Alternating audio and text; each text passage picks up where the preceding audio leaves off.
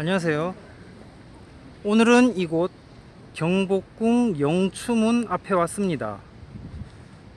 특집 조선편 3탄이고요. 어제 이어 오늘은 무인정사를 다루어 볼까 합니다.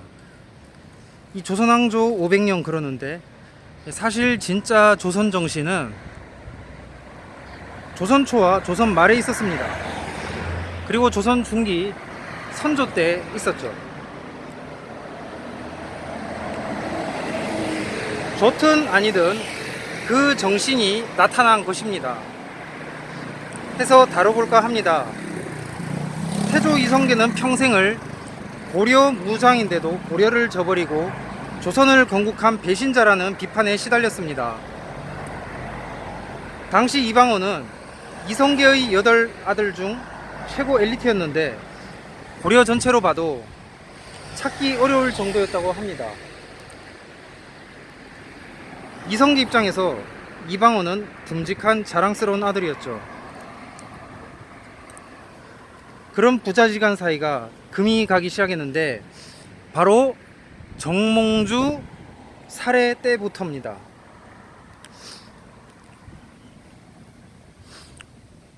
여기가 영추문 앞입니다.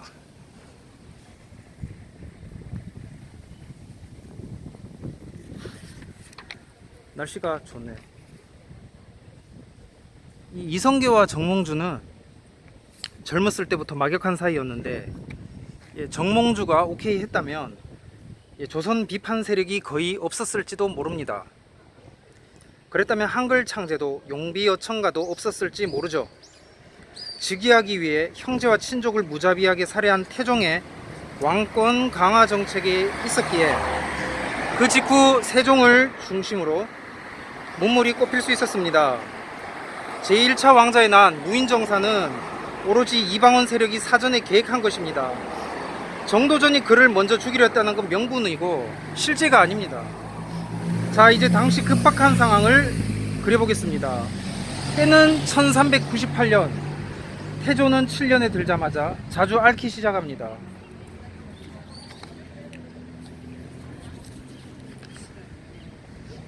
이 태조 이성계는 아프고 일어나기를 거듭하다가 보사 11일 전에 발병이 있었는데 이 발병은 정말 심각했습니다. 이방원 형제들은 근정문 바깥 서쪽 행랑에서 대기합니다. 이미 이날은 이방원의 D-Day로 잡혀 있었습니다. 이날 오후 이방원은 경복궁 서쪽에 있는 지금 보시는 이곳 영추문을 나갔다 들어오기를 2번을 거듭합니다.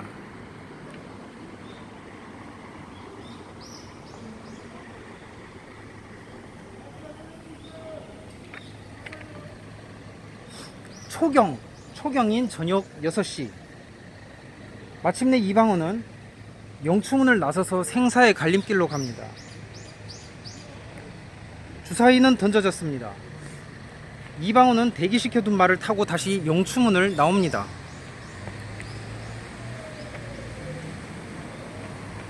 형제들도 허둥지둥 방원을 따라 나옵니다. 이복형이었던 방번도, 이방번도 회유하려고 했지만 말을 듣지 않습니다. 방번 자신은 측근들 말에 이방원을 따라 나서지 않은 것입니다. 이제 저녁 7, 8시 정왕군 사저.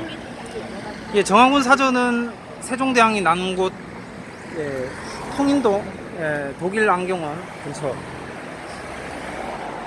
그 통인동 독일 안경원 앞에 푯말이 있습니다. 거기서 여기를 왔다 갔다 한 것이죠. 당시 조선시대는 조명이 없었습니다. 오로지 달빛과 밤눈으로 사람들은 밤길을 다녔습니다.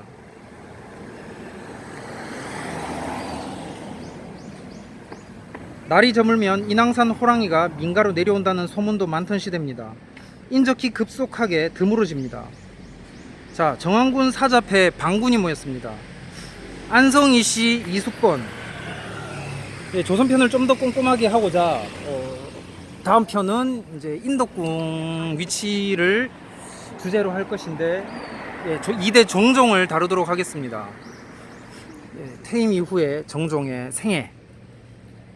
그래서 그 묘는 북한, 그러니까 북조선, 예, 개성이 있기 때문에 갈 수 없지만, 이제 사망지가, 그러니까 태어난 곳도 개성이고 묘 묻힌 곳도 개성인데 사망한 곳은 다행히 이남 지역이라서 거기를 이렇게 해서 가도록 하겠습니다. 그래서 그것이 이제 4번째 편이고 사천 외성을 5번째로 하도록 하겠습니다.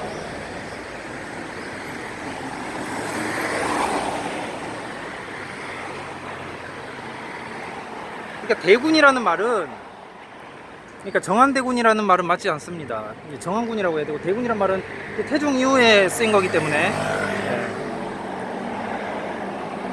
자, 정한군 사자패 반군이 모였습니다. 안성희 씨 이숙보는 장사들과 함께 갑옷 차림으로 나왔는데 대단히 훌륭한 전투태세입니다. 이방의, 이방간 부자, 그리고 외척인 상당군 이백경이 말을 타고 있었고, 이백경의 아버지 이거익, 조영우, 신극래, 서익, 문빈, 심기령 등 동지들이 모였습니다. 여기에 처남인 민무구, 민무질도 가세합니다. 훗날 이들은 광화문에서 광군대 반군으로 대치하게 됩니다. 자, 이제 이경은 밤 9시 송영골, 예, 조선 권력의 중심추는 대궐 안에 있지 않고 밖에 있었습니다. 송영골이 있었다는 거예요. 이방원 반군의 첫 번째 목표는 바로 정도전과 남은이 모인 장소입니다. 적의 수뇌부가 한 군데 모여 있었던 것입니다. 실록에는 이방원 형제들을 해치고자 모였다고 하는데 그건 명분이고, 혹시라도 태조가 승할 경우에 즉시 입궐해 세자 방석의 승계를 확립하려는 목적이 있었습니다. 그 목적이었습니다. 이방원은 송현에 모인 적들 수뇌부만 제거하면 거사는 구부능선을 넘는다 판단했습니다. 이방원의 판단은 정확했고, 이렇게 집권한 경험으로 태종은 정권 안보에 절대 빈틈을 보이지 않는 군주가 됩니다. 정도전을 제거한 이방원은 드디어 안국동에서 군세를 크게 떨치고 거사를 일으켰습니다. 공개 선언한 것이죠. 정도전의 처형은 즉각 이루어졌고, 반군들은 정도전을 죽인 뒤 안국동과 가회동에서 드디어 거사를 선언합니다. 더 이상 은밀한 작전도 불가능했습니다.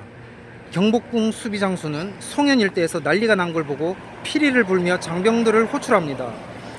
이방원은 조준, 김사형 등 재상들과 조정 주요 관리들을 호출하고 진영을 경복궁 앞으로 옮깁니다. 한 단계 전진한 것이에요. 좀 더 전투, 이렇게 좀 더 목표에 다다른 것입니다. 예, 한 단계 포워드한 것이에요.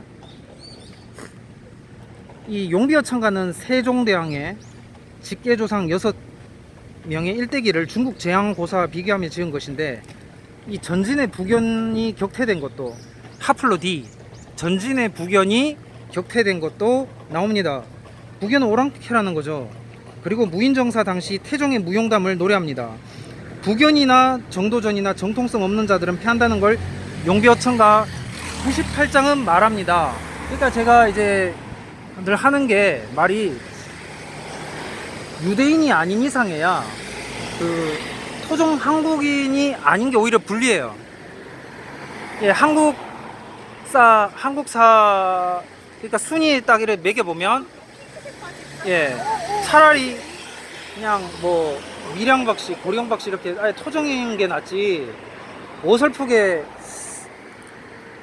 어저께 그 설민석 했지만 그게 오히려 불리하다는 거예요, 한국에서. 예. 예, 좌우지간 그 정통성이 없는 자들은 패한다는 걸 용비어천가 98장은 말합니다. 예, 이성계는 2단이 되고요. 이방원 일대기는 칭송받습니다. 이렇게 위화도 회군 정신은 끝이 나고 조선은 후고려적인 성격을 띠게 됩니다. 이 경복궁 건물은 정도전이 지었다고 우리가 알고 있지만, 이방원은 막상 이 경복궁 건물에 들어오기를 싫어했다는 것이, 예, 잘 알려져 있죠. 여기 오면은 그 피비린내 나는, 예, 왕자에 나는 생각도 나고, 그리고 정도전이 지은 거기 때문에 또 별로 싫어했어요.